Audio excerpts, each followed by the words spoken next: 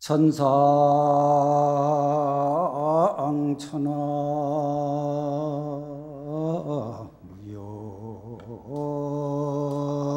무여불이여 시방세계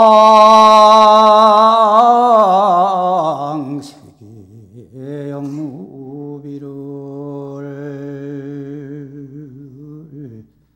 세간소요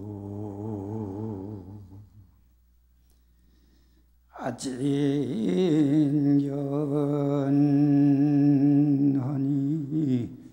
일체무유 여불자들아나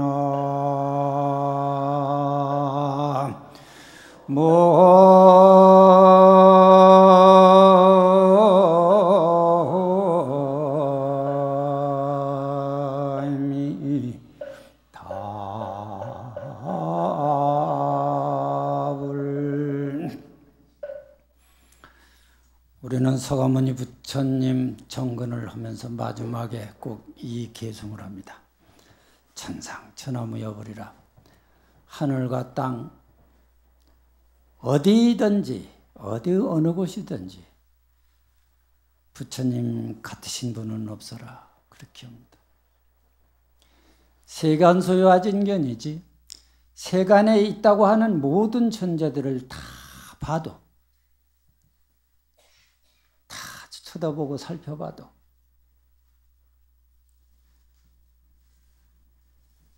시방세계 영무비여 시방의 모든 사람을 부처님과 같이 부처님과 같은 분은 한 분도 없어. 세간을 다 뒤져봐도 부처님과 같은 분은 한 분도 없다. 일체 무여여불자니라. 이 세상에 어느 곳이든지 부처님 같은 분은 찾아볼래야 찾아볼 수 없다. 이렇게 얘기합니다. 이제 부처님을 우리는 왕중왕 승중승 그럽니다. 왕중왕이라는 건 법왕 가운데 법왕이다. 진리의 왕 가운데 진리의 왕이다.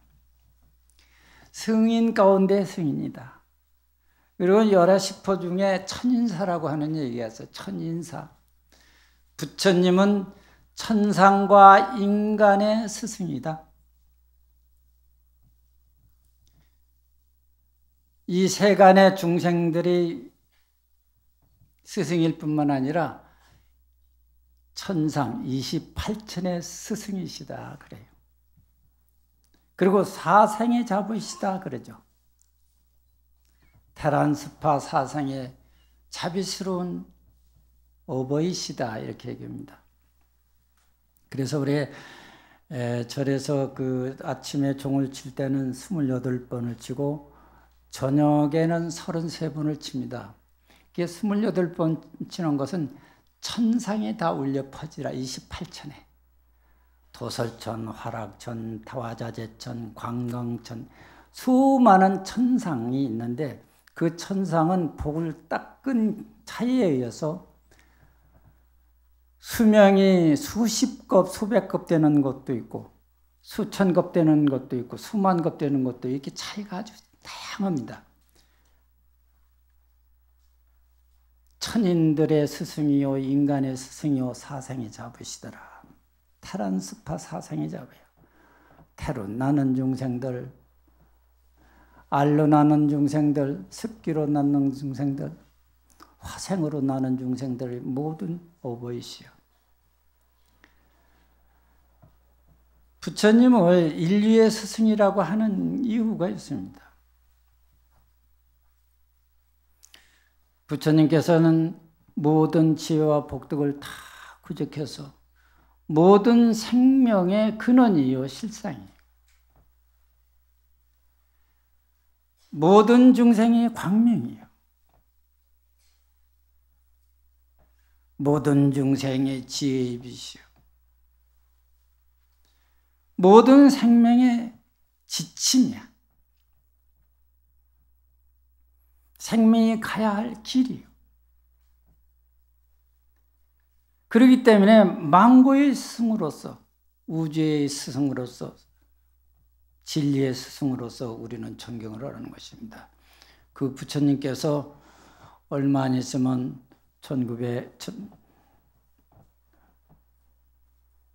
5천, 3천, 뭐요, 덜덜 떨려서 말도 안 나오네. 2562년 그 되는 생일날이 며칠 안 남았습니다. 오늘 초하루입니다. 그런데 부처님께서 그냥 내려오신 게 아니고 내려오신 그 여러 가지 상이 있습니다. 아마 아시는 분은 다 아시겠지만 부처님께서 제일 첫 번에 도솔내상이요. 부처님께서 이 사바세계에 나오시기 전에 어느 곳에 가서 중생들을 제도하실까 이런 생각을 하시고 법계를 다 이렇게 들어보시는 거예요. 들어보니까 이 사바세계에 가서 중생들한테 교화를 시켜야 되겠다. 이 사바세계 속에는 선악이 섞여가 있습니다. 그 전에 말씀드렸지 삼재가 있고 판란이 있고 선악이 있고 염정이 있고 이렇게 상대적인 그런 세상이 이 세계예요. 이게 고통만 있는 게 아니라 즐거움도 있단 말이에요. 그러니까 즐거움만 있다고 그런다면 사람들이 그 태만해져서 이 도를 닦으려고 하질 않습니다.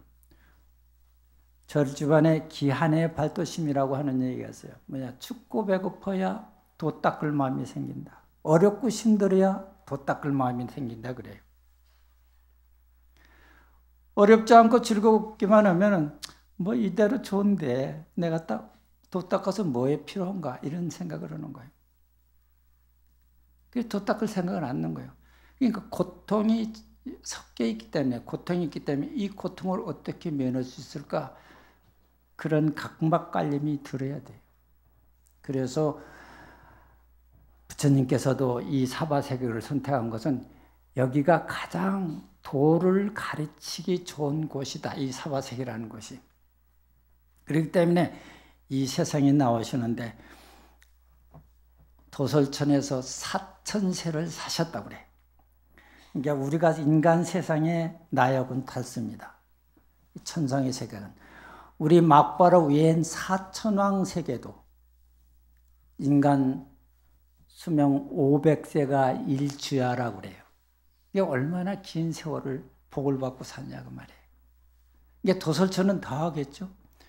거기서 오랫동안 정진하시고 계시다 사바세계를 탁 내려오시는데 어디 가서 나서 내가 중생들을 제도할까? 그래서 중인도 갑이라국에 탄생을 하시게 됩니다. 탄생을 하실 때 도솔내의상이야. 어떻게? 천상에서 흰 코끼리를 타고서 내려오십니다. 마야부인의 꿈에 부처님 어머님의 꿈에 턱 내려오셔가지고 그 상스러운 구름이 하늘서부터 오색 찬란한 구름이 뻗쳐서 궁중으로 들어오고 그 옆구리로 이렇게 들으셨다고 그래. 그 설에 보면.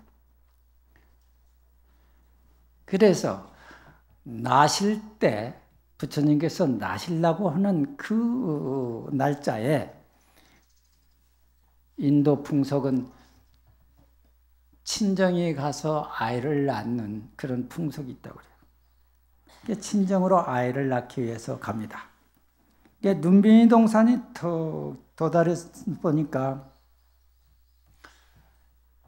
마야부인께서 아기를 낳고 싶은 생각이 들어서 그 무수나무 가지를 한 손으로 딱 잡고 있는데 부처님께서 옆구리로 이렇게 쭉 나오셨다고 그래. 그게 상식적으로 되는 건가 안 되는 건가 하는 것은 여러분들이 상상하시는데 거기다 이상한 생각하지 마세요. 그렇게 나오셨으면 나오셨다고 믿어야 돼요. 딱 나오시는데 나오시자마자 하늘에서 선녀들이 춤을 추고 엄한 하늘의 음악 소리가 진동하고 동서남북 간방과 중방에서 구룡이 향수를 뿌립니다. 아마 우리 4월 초파일 날도 부처님 목욕시키는 의식을 할 겁니다. 그게 거기서 나온 거예요. 향수가 뿌려져. 9마리 용이 입에서 향수를 뿌립니다. 그럼 목욕을 다 하시고 어린 태자가 왕자가 부처님께서 동서남북을 7보씩 걸으시면서 천상천하 유화독전이라고 이렇게 말씀하십니다. 부처님께서 일생 동안 우리 중생에게 가르쳐주고 싶은 그 말씀이 천상천하의 유화독전이에요. 이 천상천하의 유화독전이라는 건 그 부처님께서 말씀하실 때 우주 법계가 다 흔들렸다고 그래요. 법계를 진동하는 큰 말씀이었다. 대언이었다. 큰 소리였다. 그게 다름이 아니고 우리 모두가 모든 중생은 그 자성 가운데 부처님과 똑같은 위대한 생명체를 가지고 있다는 거예요.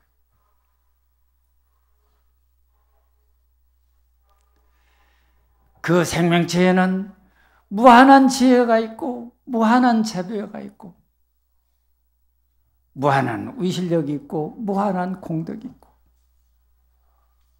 무한한 자비가 있어.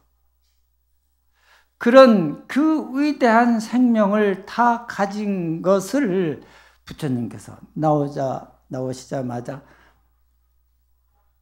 법계를 향해서 큰 소리로 말씀하신 거예요. 모든 중생들이여, 너희 자성 가운데는 이런 위대한 생명이 있느니라. 천상 천하의 유화독존한 그 생명이 있느니라. 이렇게 선언을 하신 것입니다. 결국은 부처님께서 그 파상성대에 보면 수도로 갔다 어디 고향했다 이런 것이 다 나오지만 그것은 인간을 하나 인간에게 보여주기 위한 하나의 방편이었지, 실질적으로 천상에서 딱 내려와서 부처님이 탄생하실 때 이미 탄생하기 이전에 이미 부처님이 땡을 보신으로 완전 무결한 법신을 갖고 나오셨다. 그런데 이제 부처님이 딱 탄생하셨잖아요.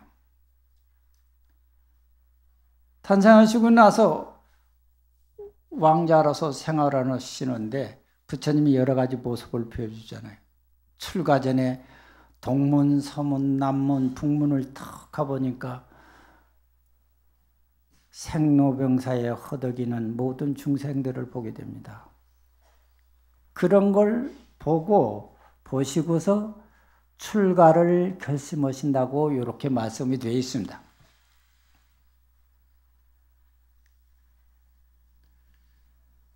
사문유관상이냐? 사문으로 되면 동서남북 다니시면서 세상 인간이 사는, 중생들이 사는 모습들을 삼재에 허덕이고 팔고에 허덕이고 온갖 괴로움과 고통 속에 헤매는 중생들을 이렇게 보시는 겁니다. 보시고서 유성출가상이죠.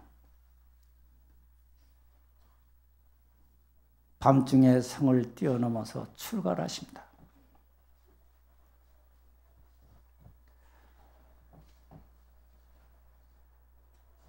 출가를 해서 설산에 가서 6년 동안 고향을 하셨다 그래요. 설산수도상이에요.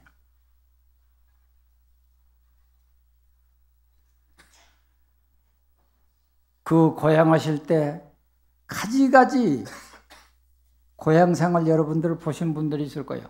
다 갈비만 남고 심지어 머리 위에는 새가 새집을 짓고 그렇게 고향을 하셨다.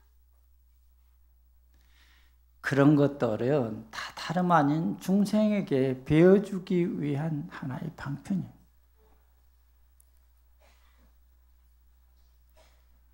그래서 수화합마상이야. 부처님께서 성도 시려고 그러니까 수많은 악귀들이 들듭니다. 탐욕의 악귀, 분노의 악귀, 우체의 악귀들이, 그리고 가지가지 모습으로 나타나서 부처님을 괴롭히려고 합니다. 그러나 부처님은 거기에 끄떡 안 하시고 그 마구니들을 다 항복받죠.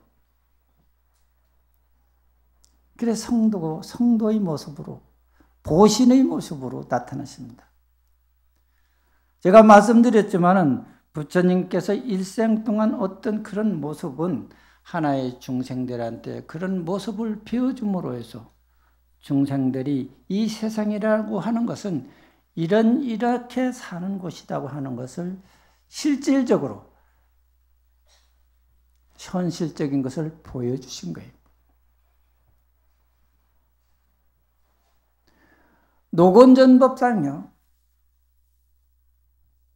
녹야원에서 오비구를 향해서, 교진여정 오비구를 향해서 법문을 하시기 시작합니다. 처음으로 법문하신 게 사성제예요. 고진멸도 사성제를 설하십니다.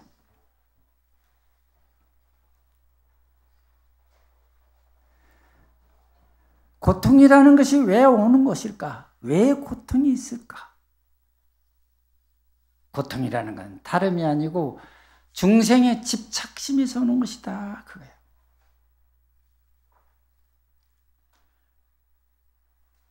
고의 원인이 집착에서 오는 것이다.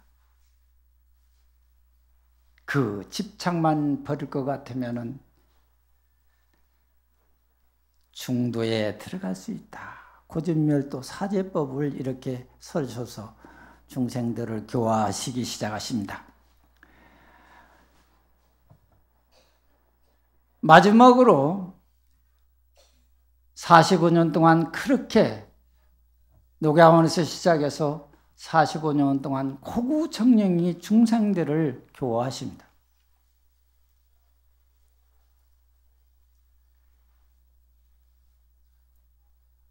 아함방등경, 금강경, 반야경, 법화경, 열반경, 화엄경으로 해서 수많은 법문을, 수많은 경전의 법문을 우리한테 가르쳐 주셨는데, 그 45년 동안 법문하신 모든 내용들은 한 말씀으로 드려서 천상천하 유아독존을 가르쳐 주기 위한 말씀이, 부처님께서 영산의 상에서 보광산매에 턱 드셔가지고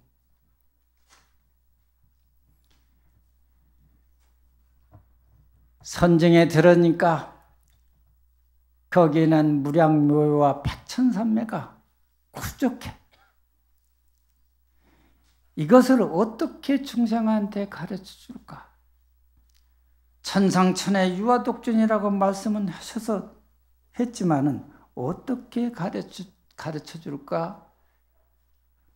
부처님이 진정한 깊은 진리는 언어로 표현할 수가 없고 사량으로 생각이 될 수 없는 거예요. 그동안에는 경전 속에서 언어로서 중생들에게 알아듣던 말든 간에 고구정령으로 말씀을 하셨는데 최상의 진리를 말씀해 주려고 그러니까 길이 없어. 그래서 보광산매에 들으셔가지고 무량묘의와 백천산매에 드셔 무량묘의와 무량법문을 어떻게 해줄까? 말 없는 법문, 무설설을 어떻게 전해줄까 생각하신 것이 교회 벌전이에요. 이심전심의 교회 벌전이에요. 결국은 부처님 법은 언어로서 이해할 수가 없고 진실로 사랑으로 접근할 수가 없어요. 깊은 뜻은. 오로지 정진만이 그것을 가능케 해요. 참선을 하신다든가 주력을 한다든가 연불을 하신다든가 아니면 참선에서 의단이 깨져야 돼. 의심이 자기가 하는 화두가 깨져야 돼. 연불에도 삼매가 와야 돼. 연불 삼매가 돼야 돼.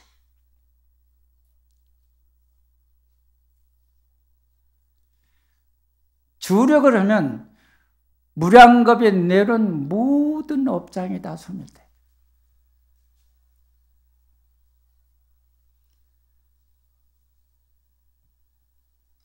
경을 읽어도 해안이 열려야 돼. 그래야 부처님 법을 진정으로 이해할 수가 있지. 경전 봐서 해안이 열리지 않냐고, 참선해서 의단이 깨지지 않냐고, 주력에 해서 수겁이 녹아나지 않냐고. 연불에서 연불삼매가 이루어지지 않으면 참 불교는 알 수가 없어요. 불교를 참 실수 실증의 종교라 그래. 실질적으로 우리가 공부를 해야 되고 닦아야 되고 스스로 증험해야 돼. 그 과정이 아니면, 그런 것이 아니면 불교를 진정으로 이해할 수도 없고 무슨 말을 해도 그것이 잘 몰라. 이신전심의 도리는 꿈에도 볼 수가 없어. 그러니까 이렇게 말씀을 들으니까 전부 의아하시는 것 같아. 이거 어쩌거나 이거 저러다 맨날 헛거 아닌가 이런 생각하시는 것 같아. 그래도 가야 할 길은 이 길뿐이에요. 오직 이 길뿐이요. 이것만이 우리를 자유스럽게 하고 우리를 편안케 하고 우리를 즐겁게 하고 우리를 행복하는 길은 유일한 이 길뿐이에요. 나 같은 법문은 할 수 없다고 하는, 그거는 특별한 사람들이나 불교를 하지 아무도 할 수 없다는 이런 태굴심을 내서는 안 돼. 제가 이런 말씀을 드린다고 해서 여러분들이 아이고 오늘 법문 들어보니까 이건 아무나 할 수 있는 것이 아니네, 특별한 사람이나 가게 되겠네, 이 생각을 하신다고 하면 큰일 나요.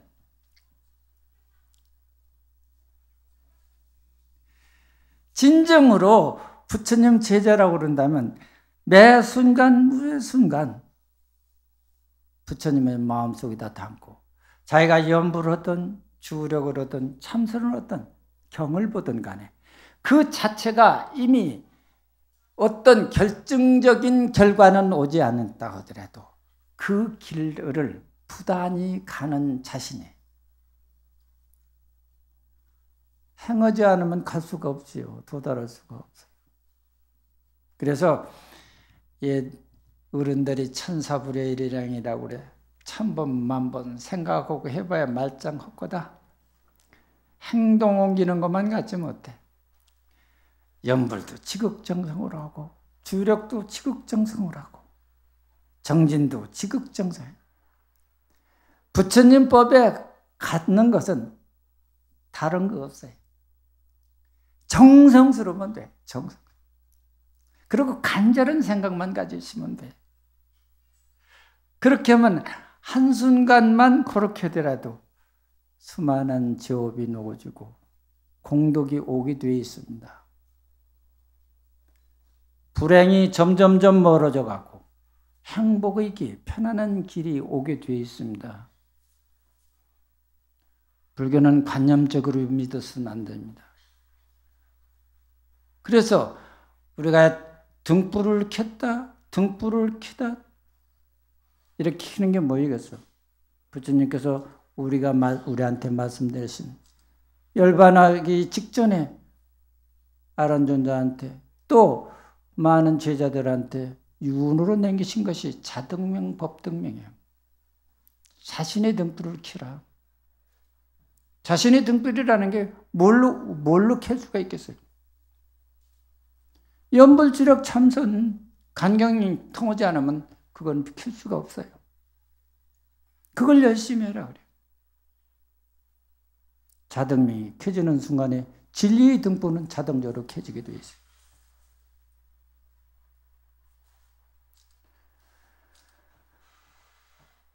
빈자일등이라고 하는 얘기도 있죠. 가난한 사람의 등불이 꺼지지 않고 영원히 빛을 발하더라. 부처님 당시.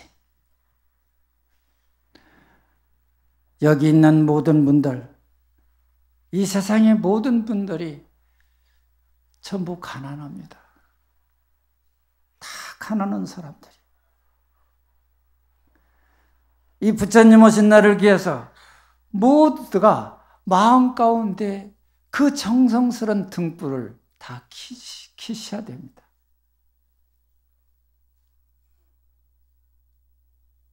그 등불을 우리는 꺼치지 말고 계속 켜야 됩니다.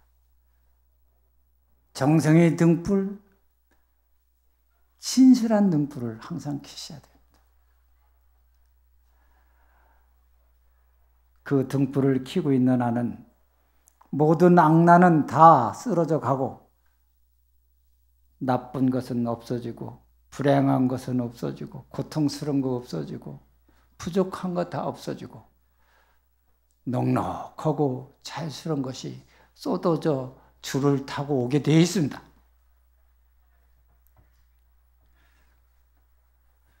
제가 말씀드리니까 거짓말 같습니까?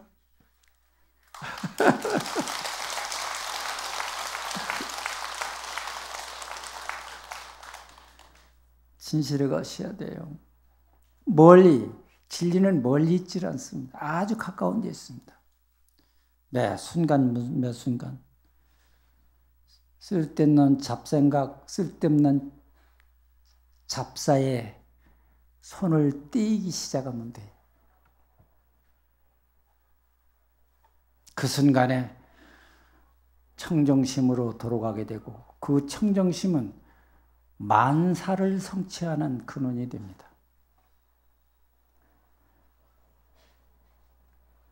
부처님 오신 날에 우리 정성스러운 등불을 다 밝히기 바랍니다.